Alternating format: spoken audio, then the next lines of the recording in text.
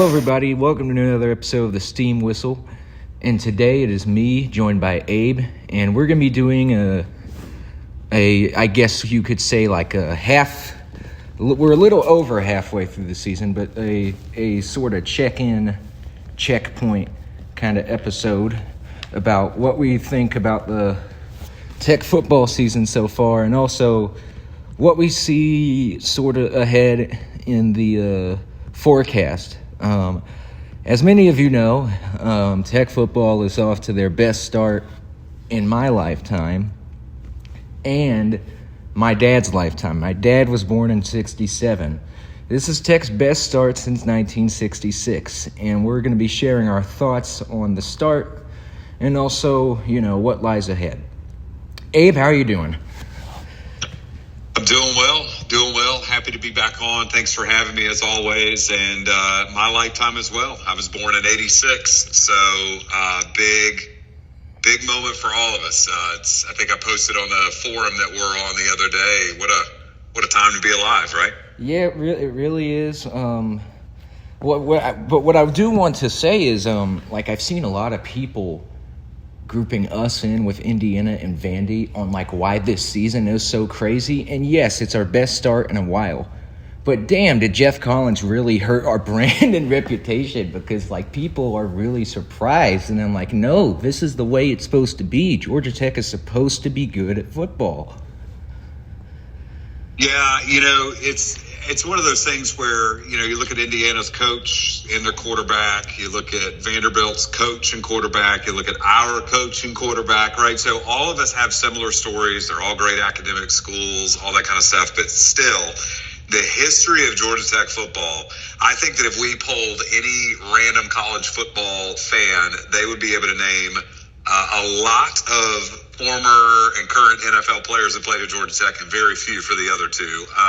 I get why it's like that, but at the end of the day, you're correct. Jeff Collins, really, those 3 years set us back. It feels like a decade. But just as quickly as we fell back, look at how quickly Coach Key has got us back in the nation's conversation, which is fantastic. Oh, it really is fantastic.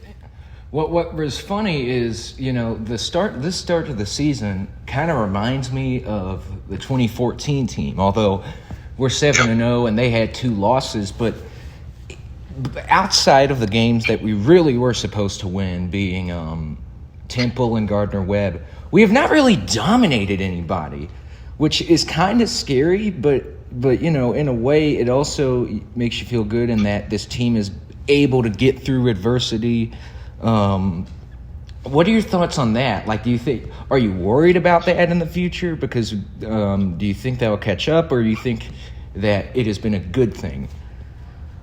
Well, I think most Tech fans probably feel that we're just waiting for the shoe to drop, right? We're waiting for the other shoe to drop because it's like, okay, we've seen this before, but then again, the more we win, then it goes, so, well, wait, we haven't seen this. And so it brings me to, I think I was nervous at the beginning. And by the beginning, I probably mean the Wake Forest game, when a lot of Tech fans thought, here we go, right? This is, we've talked about it on the pod before. There's a term called Clemsoning. Well, I think there's a term called Georgia Teching as well, where it's like we lose games that we should win, and then sometimes we win games that we probably shouldn't have. But I'm okay with winning close games now, because I think what that is doing, just from my perspective, is it's continuing to build into the adversity that this team has. And there's one thing, with 25 plus seniors on this team that you cannot replicate, and that's experience. And so our guys have now been in really close games on the road, just doing things to win games at the very end. And I think that is going to bode well for us in a neutral field setting, in a bowl season, playoff season potentially, ACC championship potentially. But I think that the way that I really want to answer it is, I feel very confident in saying that I really do believe that Brent Key has these guys looking at one game at a time. And I would I would take that to the bank. And that, I feel like, is why they're winning those games. They're taking every opponent seriously. It's a faceless opponent. This is what we have right now. We're 0-0 when we go into this week.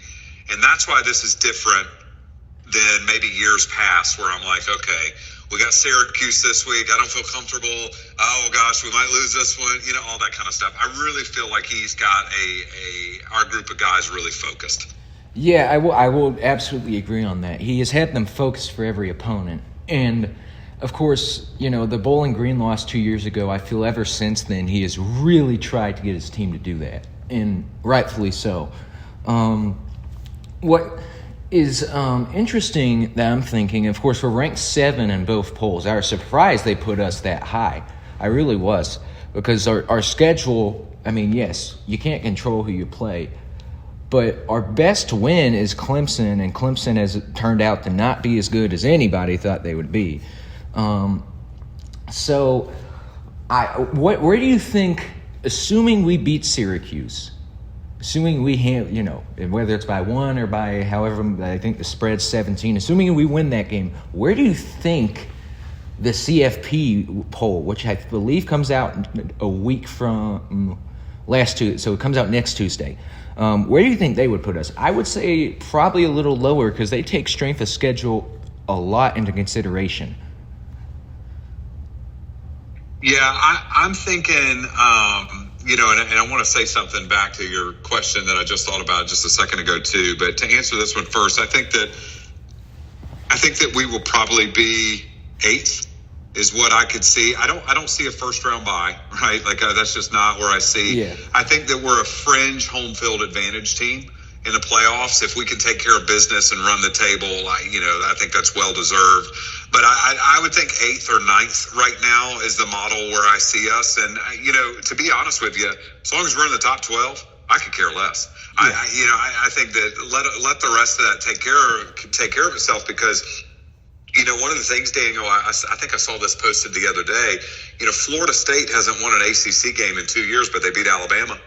So it's like, it's one of those things where you can't control who you play. You can't control it. All you can control is each week at a time. And just to go back to a point, and I want to make real quick, because you and I were both at that game on Saturday in Durham, and Duke is a very well coached football team. Yes. And they not only had a great game plan, yes, they made a couple mistakes here and there on special teams, and our special teams has been great this year.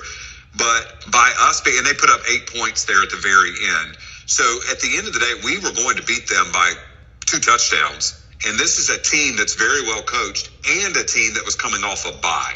And so that's the kind of stuff that we have to look at when we're saying, like, yeah, I know we're not beating teams by 35-7, but we beat a really well coached Duke team that had an extra week to prepare for us. And so that's what I kind of look at as well to answer that first question that you asked. That I think it's important to note that. And I think the AP polls noted that this week. I think they gave a lot of respect to Duke and us winning on the road, and I think that's why they put us up to 5th. Yeah. Or, excuse me, 7th. Up 5 spots, yeah.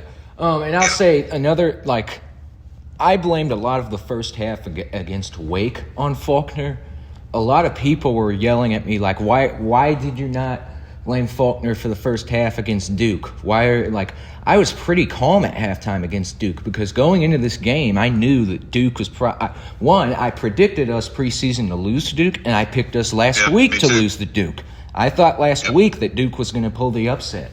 And so I'm like, look, we haven't done much on offense, but if you told me that we would be tied at halftime, I'm like, that's pretty believable. And also, you said Duke's a well-coached team, and also Manny Diaz is such a good defensive coach. He is a great defensive coach. And I'm honestly interested to see if he goes back to Penn State, because he was their defensive coordinator, but that's a conversation for another time. But they game planned well for us. It was very evident. I think eventually what happened in the second was we wore them down. Above anything. Eventually, their players got tired, and we were able to run the ball on them. And then you talk about the mistakes. One of the great things is Dodd was very big at preaching the kicking game and penalties, and we were able to, we weren't perfect, but we were able to minimize our mistakes, and Duke made some, and we caught breaks, and so I feel that, and again, you were right, Duke's a very well-coached team, and so I think that maybe, it's funny because last year the AP didn't really look well at Duke. They were 9-3 and were not ranked going into their bowl game. Now, of course, they did get destroyed by Ole Miss, so maybe they shouldn't have been ranked last year. But I was surprised at how positively the polls took our win because, Duke is not known as a football school, but I'm surprised how much respect we got. Yeah, and, I think there's some respect there for Manny Diaz. I think there's some respect there for Mensa. I mean, he's third, fourth highest paid quarterback in football. I mean, he and rightfully so. Guy's a super talented quarterback. You give him time, he made a lot of great passes. Whoever that number 18 receiver was, he and that guy hooked us. He had a career day. I said we got to put 3 guys on him. I think though, that's the thing though. And maybe the poll, the AP poll voters and stuff have seen that, but in the fact that I believe that Georgia Tech just does not look like deer in headlights. If we're down by 3 in the fourth quarter, if we're down by 7, if it's tied, if we're only up by 3, Aiden Burr's great. I mean, you bring up the kicking game. I mean, he is one of the most valuable players on our team. Just super solid. Special teams has been. You posted something about that, I think, on the forum that we're on together. Special teams has just been absolutely fantastic this year. Yeah. But I just think the respect that Haynes King had a really somewhat of an off day. If you look at his numbers, they're actually pretty good against Duke. But it's just something about Haynes King in the third and fourth quarter. You got that guy on your team, you're going to be fine. Like, he is going to find a way. And I think that the play of the game to me, I think it was about 3rd and 9 late in the game. I think it was still tied, and he threw about a 30-35 yard pass to Isaiah. And just a heck of a catch, heck of a throw, and then that's it. It opened up everything from them, because then Duke now had to worry about the deep ball. Then they had to worry about, so that was it right there. And then from there, Haynes just took over. Yeah. And so credit Buster Faulkner for, saying, hey, look, it's 3rd and 9. We're on the road, late third quarter. Let it rip. Put the ball in your best player's hand. Let him do something. And everybody knows it's coming, and we still did it. But credit Duke. I was afraid of that game as well. I still think they're a good football team. They're better than 4-3. At least they play like it. They're a really good football team, and a great atmosphere as well. Shout out to Durham. That was a great atmosphere. Duke football fans are very nice to be around. Yeah, I was surprised how well they had shown up, because against Illinois, at least from what I had seen, and this is back when Illinois was in the top 10, it looked like Duke did not have as good a crowd, but their fans did a decent job showing up. Of course, we had a lot of fans, but when you're ranked this high, you're going to get people to follow you. That's right. And then another thing you said, Kenyon, in my opinion, and that catch really shows what he's capable of. He could be our next big body stud receiver, like Darren Waller, Demaryius Thomas. I'm not going to say Megatron, because Megatron is just a class by himself, but big body receivers who are tough to guard and who can just sort of make those vertical catches like he did on that play. I hope he continues to progress, and I hope obviously we can keep him, because he really has a lot of potential.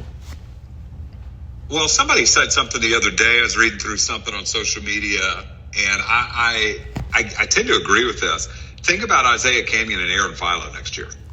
That is a match made in heaven. Oh, yeah. King's getting Isaiah the ball. If you would have told me that he was going to be our number 1 receiver 7 games into the season, I would have called you crazy. I would have said Malik Rutherford or Eric Rivers, but probably by a mile. But Isaiah's just done really well running his routes, getting open, yards after catch, all that stuff. I think he is an Aaron Philo will find him every day of the week. If Haynes can find him, I definitely, that's playing into Philo's strength. And I don't mean to get ahead of us, but I continue to think about Aaron Philo through all this as well, that he gets to sit on the sideline this year as a redshirt freshman and watch all of this. And you got to be talking about, I talked to his dad on, at the Duke game for just a little bit. You got to talk about something that's awesome, like all the stuff that he's getting to witness, to see, to learn from. Tech football is in a really good position from a quarterback standpoint, and it all starts with Haynes King. So just really, really happy that Haynes is our leader for sure. Oh, absolutely. I'm going to piggyback on that since you're talking about the future. While it's not something we would like to talk about, the coaching carousel is swinging. It's moving. Yeah. Obviously, I'm going to say this. Key looks extremely happy here. He seems happy here. He has a big house, of course, with his wife and his daughter. He loves Tech. But money talks. And of course, it is, I feel it is, right for Tech fans to be a little concerned. I've heard that Florida has him up on their candidates list. But other than that, I haven't really heard anything about like Penn State. And I don't think Key, even if Penn State offered him, I just don't see Key being a good fit there. Ironically, in my opinion, the only job I think Key would accept is in week one. People thought this would happen, but they've gotten their act in a pile. I think Alabama would genuinely be the only job that Key would accept immediately, simply because he's from there and he coached there. And that's just a huge job. Other than that, if Florida offers him the GDP of a small country, maybe. But I don't see him leaving for Florida. What do you think about that?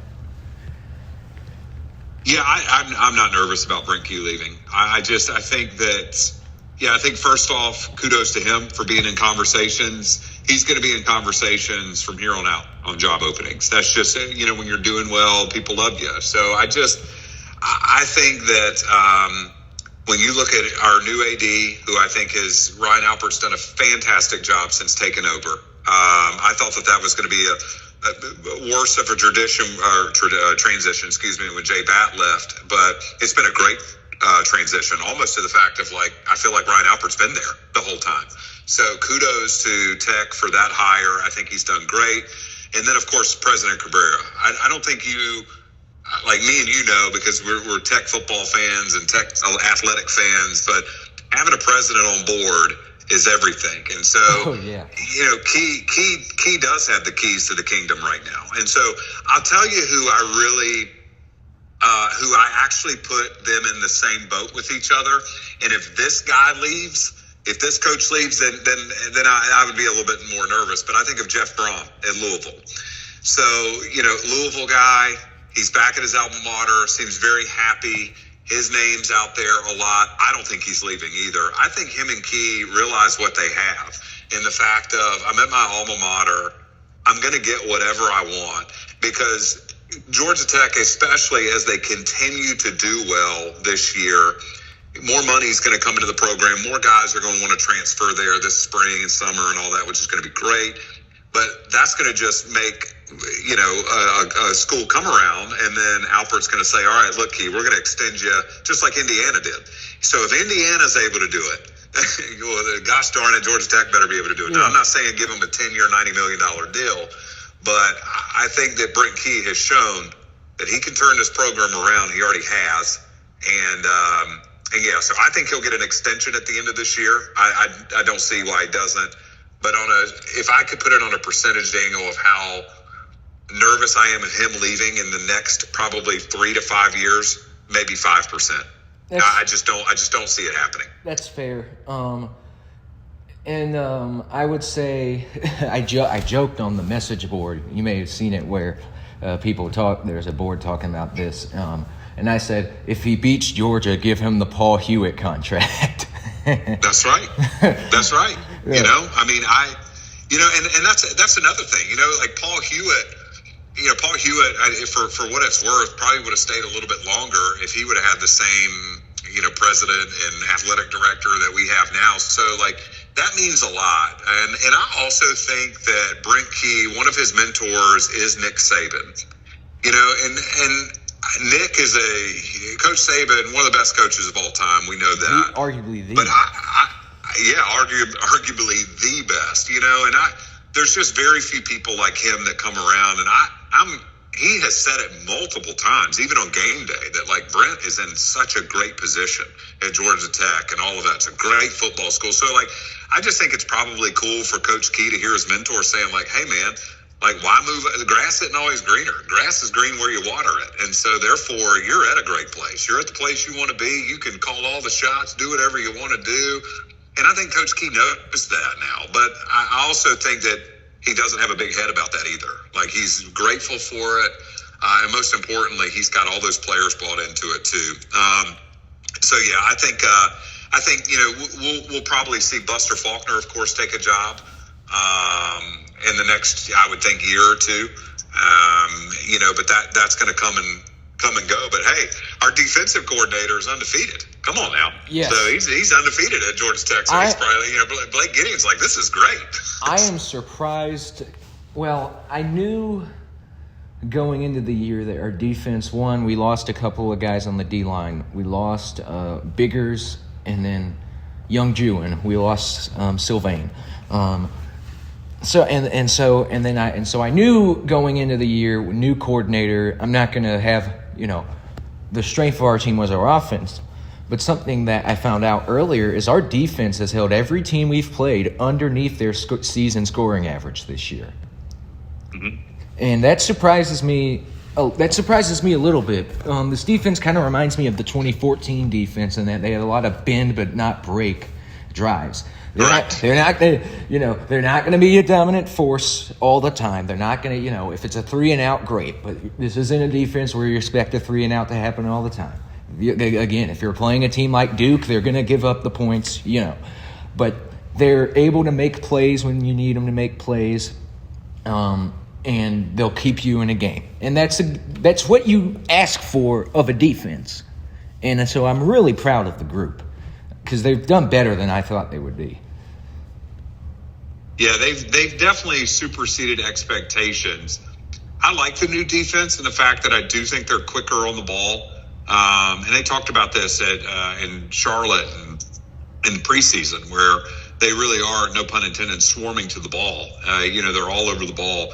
But I think the tackling has gotten better this year. Yes. I feel like that first point of contact, we're making hits, and it's pretty physical. It's not let me just push you down. And so our secondary is pretty good. They're not making any bad plays here and there. But then again, when you look at our defense, it's led by Eford and Clayton Powell-Lee. And both, Clayton Powell-Lee's been at Tech, it seems like, for 23 years. So it's great because, I like for him to be back there. But we're also still missing, Stone is still out. That's a big in for us. And you're also talking, remember Romello Height left us as well. Yeah. He transferred to Texas Tech. So, we had some holes to fill. But what I've been most impressed with is when our offense isn't clicking, and me and you saw it live at Duke, where there was a couple 3-and-outs, multiple 3-and-outs, and our defense trots right back out there. And they're going to give up, 50 yards down the field, but then they make a stop, right? And then there's a missed field goal. So they're giving the other.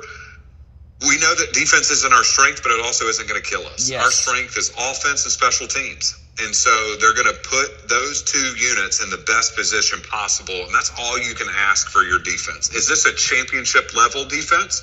No, but our offense is, and our special teams is. So therefore, all you need is complementary football at that point. And we have a complementary defense. And so I'm super proud of those guys. I think they deserve all the flowers in the world this year because they had very low bar of expectation. They've definitely superseded that and really risen to the occasion when they could have folded up against Colorado, or it could have folded up against Clemson. And they didn't. They just kept moving towards towards the goal. So I really like that. That's just the culture that the defense that Blake Gideon's brought as well, and I think he bought in. And he's very complimentary, I think, to Coach Key. I think that he does a really good job of kind of balancing that as well. So super proud of defense. Two guys on the defense that have impressed me the most. One of them's hurt, but Amari Harvey. The tackle, well, he's always been a dog, but the tackling this year from him, and thank goodness it's not a season-ending injury, and that we will, and hopefully by the Georgia game he'll be back and ready to play, because we will need him if he's able to. But he has been amazing, just the growth of him, and then Amari Daniels. Oh my gosh, he has been against Clemson. He kept the team in the game, and then he had the scoop and score that was huge last week, and he just seeing his growth has been tremendous. And so I'd say those two guys I'm most impressed with. There's no one on the defense that I would say really has been a liability. Always good.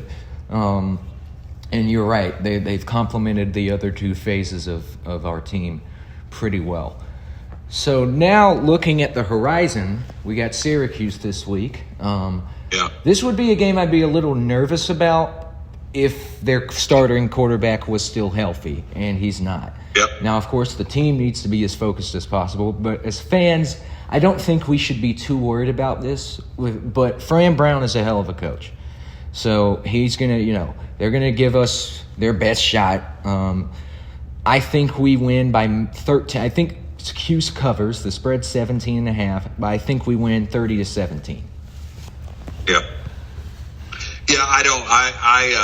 Of course, when you get to 7-0, and I'm all guessing because I've never had this feeling before.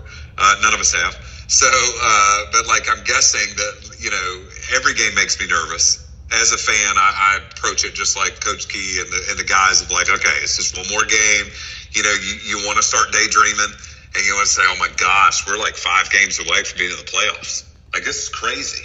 Are you kidding me? But it's like, okay, we need to stay the course. And I think the best part about all of this is we control our own destiny at this point. Nobody else controls it. And that's the kind of point that you want to drive home. And I'm sure Brent Key is way better at it than any of us are. But it's like, just focus on this game. Then we'll get to the next week. And then we'll get to the next week. Looking at our remaining games, Syracuse and Boston College are the two on the bottom for me of my level of worry. Doesn't mean we can't get beat. Anybody's beatable. But I do think there's a little extra oomph to beat Syracuse, just like Virginia Tech this year, because, Syracuse, that was a winnable game for us last year, and we just laid an egg and try and put it on way too late. Now, they had a great quarterback last year as well, but, we could have beat them. And with that, I think that we'll come out focused. I think Haynes King's going to come out focused. And I agree with you. I do think Syracuse is going to cover the spread. I've got us winning by 14, just make it a clean 2-touchdown win. But I think anything 14 and above would be a huge win for Georgia Tech. On homecoming, to get a 2-touchdown plus win would be great. Yes. And I'll say, homecoming's always fun. I wish I could be down there. It is my favorite week of the season, always, because of the wacky traditions that Tech has on homecoming, and also just all the alumni coming back. It's special. I'm excited just to see what the crowd number is, because attendance is finally back where it should be. And of course, when you win, people come.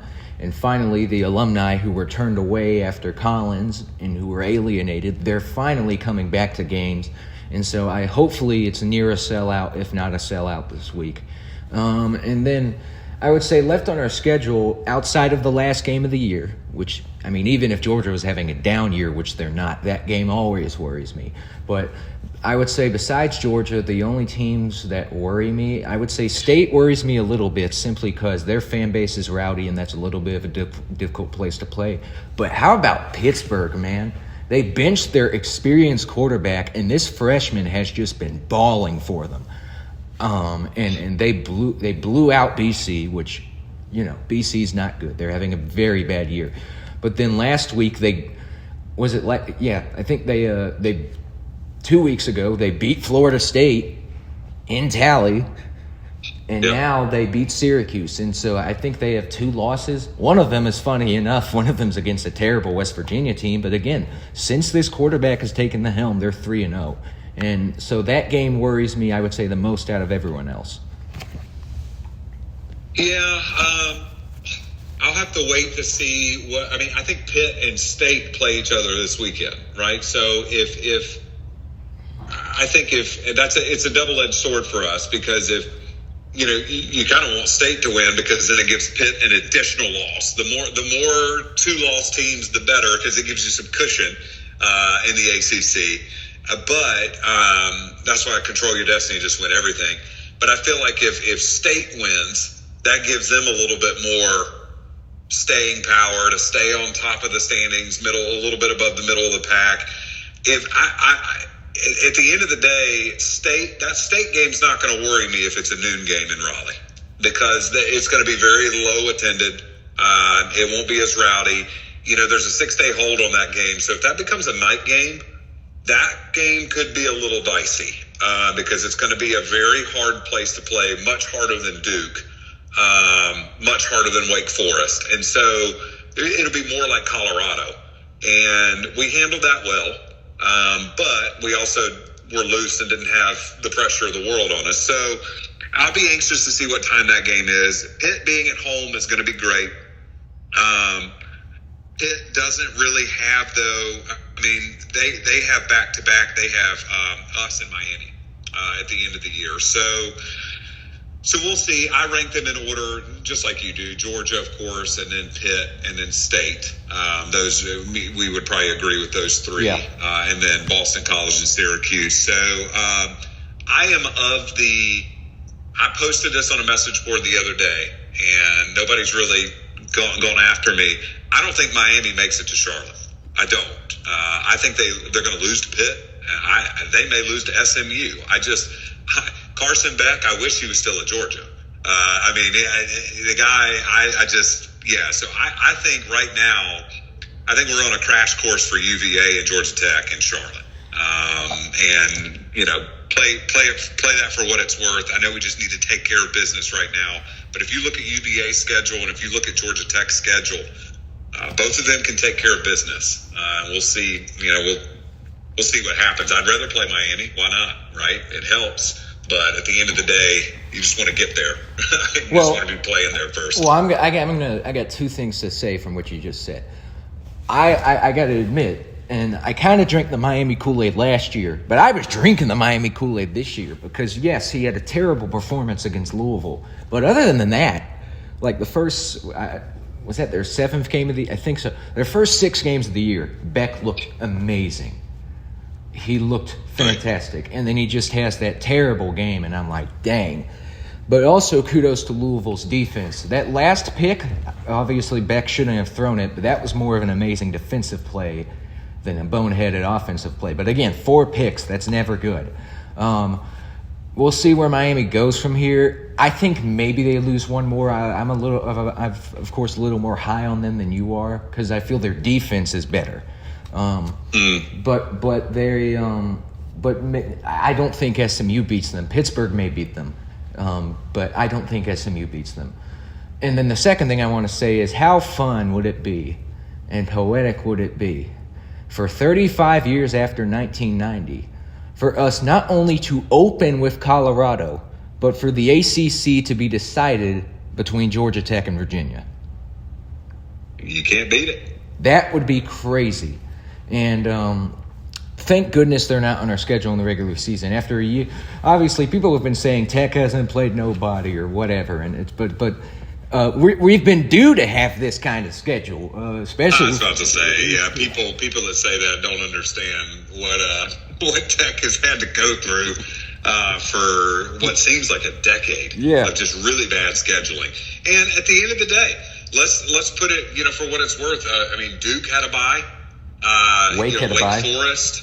Wake Forest, I feel like had a double bye almost. It seemed like just had so many days against 15 days to prepare for us. So and now is Wake Forest, a perennial powerhouse? No, but they had a really good quarterback, and they schemed pretty well against us. So at the end of the day, you just got to go out and you got to win football games. You let the rest take care of itself.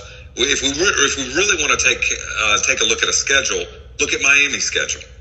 They haven't played away from Miami. Yes, I think, but one time. I think they have eight or nine home games, or 8 or 9 games in the state of Florida. 10 if you count Florida State, and then Florida's in Jacksonville. So I just. It's one of those things where, but this to me is Miami every year. If you go back and look at Miami last year, weren't they 7-0 before it fell apart, or 8-0? They lost to us and then lost another game. I think, so they do this every year. They start off really, really hot. Carson Beck's never really impressed me. I agree with you. He's had a great start to the year. But then when you really need him, first really big test of the season against a really good, well-coached Louisville team, you throw 4 picks, and then in the post-game conference, you blame it on your receiver for not running the route.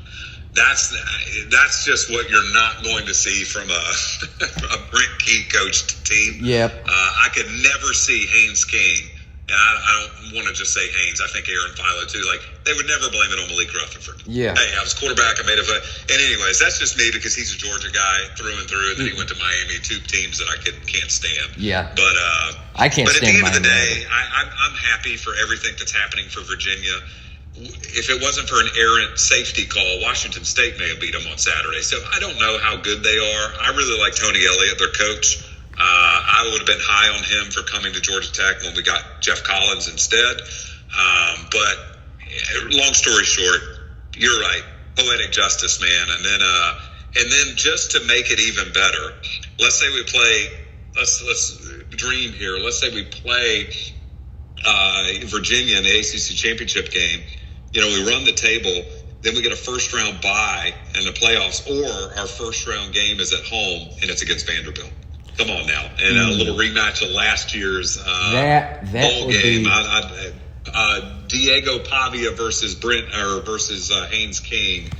Man, that ESPN would love Where would that game be? Because remember, they moved the game to MBS in part to start the renovation. So if we get a home playoff game, is that at Bobby Dodd or is that in Mercedes-Benz? That's why part of me is like, man, what a great problem to be able to think through. But Bobby Dodd would be the best place to have it. Yes. A night game, 55,000 strong. I don't worry about at Mercedes-Benz. I think a bunch of Tech fans would come out. I think it would be great. But to me, if it's not at Bobby Dodd, I don't know how you can't push some of that stuff back, because Miami, that was one of the conversations. If Miami has a playoff home game, they had to reschedule some stuff just this past week. They're putting the cart a little bit ahead of the horse there, but still, I don't know. I would hope it would be at Bobby Dodd, but at the end of the day, who knows? Yeah. And then, of course there's, and I have felt it, I said going into last thing, looking ahead for this year, I said this going into the year. And now that both teams have had the starts that they've had, it just feels like this might happen. It feels like we're on a collision course with Georgia. And obviously, thank goodness the team is not is taking it one game at a time, because I saw that we were ranked number 7, and immediately I'm like, dang, this is the first time we've been ranked 7 since post 2014. And then I immediately got flashbacks to 2009, seeing that 7 next to us. And then, of course, people are like, oh, my gosh, this is our best start since 1966. And I have to tell people, that team lost to Georgia. Yeah. Yeah, Kim King, as good as a quarterback that Kim King was, and I love Kim King, he never beat Georgia. And I hope we can – and Georgia's looked beatable at times, but they do have more depth than we do, and Kirby's a great coach. And obviously, we got to handle our business before that game. But this could be the biggest Tech-Georgia game in a long, long time. And I'm nervous, but I'm also excited. Just hopefully we handle our business. But yeah, I said collision course. I really feel that's the best way to put it. Yeah, I think you're seeing the focus from our team. I think you're seeing the way that we're winning games, because I hate to say it out loud, I think the best thing that ever happened to this current team is we lost an 8 overtime game to Georgia. Yes. I think that what you're seeing right now is the product of that. And I think the nation, I think everybody, Georgia Tech got a lot of respect for losing that game. And not very many people get respect for losing. I think Georgia Tech opened some eyes, and now they've backed it up. And I think that was what the letdown against Vanderbilt. I think we were still on that high of, even a month later. It's just that was soul crushing for the fan base, for Coach Key. Not because we weren't proud of the guys, and they played great. It was one of the best football games I've ever watched. But it's one of those, from an entertainment standpoint. But it's one of those things where I think that they are so focused that we don't want that to ever happen again. And so let's get back, and this is all about rectifying all that kind of stuff. And so I agree. I think Georgia, give Gunnar Stockton credit. I've watched them a couple of times. Georgia is just like Georgia Tech this year in the fact that they've escaped some really narrow calls and some really narrow games that, against Auburn, a couple of other games, I think it was Tennessee. But they found a way to win. Good teams find ways to win. I think Georgia Tech's in that conversation now. I'd love to see an undefeated Georgia Tech going up against Georgia. I think if we can run the table in the ACC, I think that we can play a little looser in that game, which would feel good as well. It wouldn't feel like that whole we have to win. I know we want to win that game. I know everybody wants to win that game. But if we lose an ACC game or two before then, if we want to make the playoffs, we have to beat Georgia. And I don't know if that pressure, that's a lot of pressure. So that's why it's just take care of the games in front of you, win out. And then I think that's a very dangerous Georgia Tech team if we're 8-0 in the ACC going on to play Georgia. I think we're going to play as loose as could be because we have nothing to lose at that point. And what's great is Georgia's already ranked ahead of us. So even if we win our next 4, if Georgia wins out, they'll still be ranked ahead of us, and they'll probably be favored by 3. And so that will add some more motivation for the team. I agree, and as they should be. I don't want to talk good about Georgia, but at the end of the day, they've been better than us for a while. Yes. And so, you got to give them the flowers. They are very well coached. Absolutely. I want to hate Kirby Smart a whole lot, but at the end of the day, great coach, what he's done for Georgia. I love the renewed rivalry of Brent Key and Kirby Smart. I think they've done a great job of really I think there's a lot of respect on both ends. I mean, they played against each other, for goodness sake. So I just think it's such a cool story that they have. I'm not the biggest fan that it's at Mercedes-Benz. I get why it is. I totally get all of that from a money aspect, from an NIL aspect. But regardless, who cares? Just win the game. Yeah. Just win the game. I'll say, at first I was worried just because, how well Georgia fans travel when we play them. But with the start we've had, if we have maybe a loss or if we handle our business, we should have a decent showing at that game. Now, yes, it's more than Bobby Dodd, and Georgia will have the upper deck packed in red or whatever. But our fans have shown up this year because our team has given them a reason to. And also just for the big occasion, I think if both teams win out and they're ranked in the top 10, I think that venue would feel right. It would be special. And it also is fitting because that's where Haynes King had his first game at Tech was against Louisville. And for that to be in that building, I feel would be a full circle moment for him. Obviously, I hope we win, but I'm just excited for the thought of this being a top 10 matchup. And I know Georgia fans are too. And some Georgia fans have talked to me please win out. This would be huge for the state if both teams can have a top 10 matchup. Unfortunately, College Game Day would not come because it's a Friday, but it is what it is. Correct. Yeah, that's correct. But it's still one of those things when it comes to college game day. They'll if we take care of business this year, they'll be around next year. And so like you've got to. I'm very thankful that in one season. I mean, it's been 3 for Brent Key, but in this one season, he's been able to erase the garbage that we went through for 3.5 years. And so, like, I'm just proud that he's been able to do that. Just keep winning, just keep taking care of business. I think this team now, I think it's funny. We're sitting here talking about, okay, man, we have a path to make it to the ACC championship game. We have a path to make it to the playoffs. Like, wow, this is great. I wouldn't be so surprised. I think, and Brent Key's been saying this all year, the players have been expecting this all year. This is what they've been preparing for. They've been talking about playoffs, all that, all year. Like, that's our goal. We're going to take one game at a time, and we're going to get to. And so I think it's cool now that the fans are getting where they need to get to on board with that, which is great because we need to see the product on field. I'll just say a little side note about the fan support. It was awesome at Duke. The amount of fans that were there. Rowdy the entire time, fun to be around, but most importantly, the pep band came, and that I'm so glad that the AD was there, and Alper got to see that because we really need to send the band to Raleigh too, because that's gonna be a tough place to play, and it's like, man, the more our guys have inspiration wise, they feed off that stuff. And so it'd be great if we could get the band back out to Raleigh. I don't know if they're coming, but still.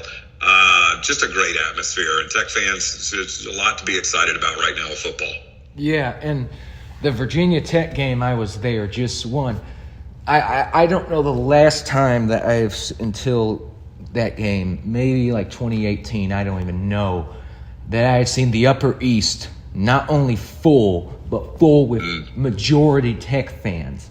Yeah, gold and white, yeah. Yes, like, of course, Upper West, Upper North, we've done a good job at filling that. But the Upper East, that has been the part of the stadium that we've had trouble filling. Unless and it looks like we're going to fill pretty well against Syracuse. We should.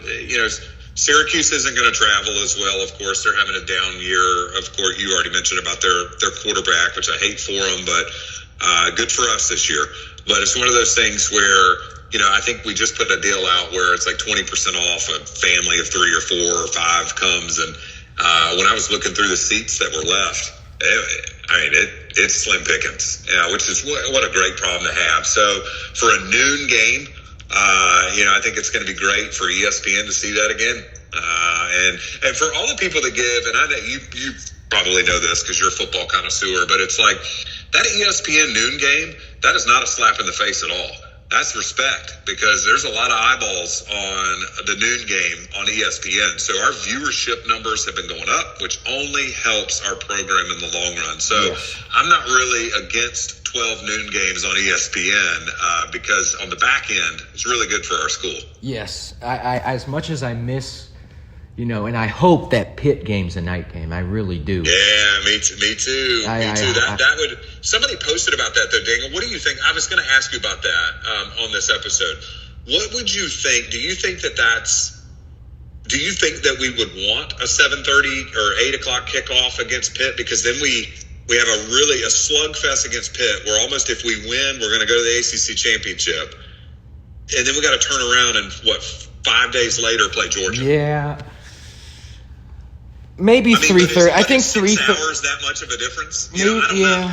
We'll see. Maybe 3:30 would be more ideal because, like the VT game, it would end basically with the sun setting, and so you would still get that night vibe in the fourth quarter. But you are right, because Georgia's the biggest game of the season, and you need all the time in the world to prepare for that. Well, and I think daylight savings time will have already happened. So you're right. So it'll be a 3:30 kick, but it'll really feel like 4:30. So by the third quarter, it's going to be dark outside. But I just I don't know. I made a prediction. I think that the State game will be a noon game. I think State's going to lose to Pitt this week. They'll be out, and then it's just going to be a noon game at State, which I think bodes well for us, by the way. And then because we're used to playing noon games now. Wake Forest was a wake-up call for everybody in Atlanta, everybody in Georgia Tech. And then I think the Pitt game's going to be a 3:30 game. I really do. Because the Georgia game's a 3:30 game, right? Yeah, the Georgia game's a 3:30 game. Okay. And I'm honestly happy about that. Because if we have shenanigans, that I won't be up until midnight. That like we were in the 8th overtime. Yeah. It's like 1 in the morning. Like, why are we still watching football? Well, I jokingly said, if I watched the game at my aunt's house, because when the game's in Athens, my family, we go up here to NC and spend Thanksgiving with my mom's parents. And my aunt's like, oh my gosh, how long is this going to go? And I joked to her, I'm like, well, if we win, that we can do this all night. Unfortunately, we didn't, which is why it was such a gut punch. But yeah, it's honestly good that that's a 3:30 game. I mean, either way, the eyes of the world, the college football world, will be on us for that game because it's a Black Friday and no one else, or at least no one else notable, was playing. Yep. But anyway, ironically enough, every year for that game, we go to my wife's hometown for Thanksgiving. And it's in Indiana, in Indianapolis. So ironically enough, because a bunch of Hoosier graduates on that side of the family. So right now, Indiana, Georgia Tech on that collision course with each other and, kind of doing similar things. And so it's ironic that watching that game in Indiana, of course, this year. Well, I know they got to be happy. Oh, my goodness. It's just... Yeah, I mean, they haven't, for a basketball powerhouse, they really haven't been that relevant in basketball in a while, but they have such a great history that it's just, it's still a great basketball school. But however, yeah, they just, great fan base. They've really rallied behind their coach, and Gennetti's just a great coach. He's just done a really good job with the resources that he's had. And I love that for Indiana. They got half the resources that Penn State does, and they're blowing everybody out of the water. So good for them. I really like that. Same with Georgia Tech. We're not resource-wise, we're doing okay, but Clemson, Florida State, Miami, just outspending and all that, and we're still doing pretty well. So I just, go Jackets. Great day to be a Jacket fan for sure. All right. Thank you for being on, Abe, and thank you everyone for listening to this episode of Steam Whistle. I'll see you next time. Absolutely.